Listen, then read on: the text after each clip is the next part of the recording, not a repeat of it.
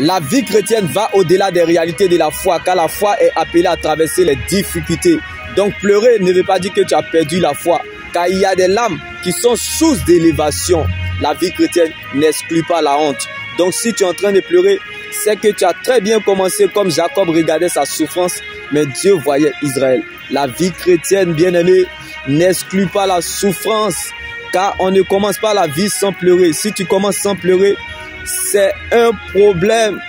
Donc pleurer ne veut pas dire que tu as perdu espoir, mais c'est l'ADN pour te faire avancer, car il y a des échecs qui sont source de révélation afin que Dieu tisse sa gloire dans ton humiliation. Comme les 14 ans de souffrance n'ont pas pu empêcher à Jacob de devenir Israël.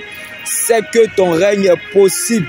Donc le problème n'est pas le problème, ni ce qu'on te fait. Le problème pour Dieu n'est pas de te faire voir sa gloire comme Israël. Mais est-ce que tu pourras porter sa croix comme Jacob?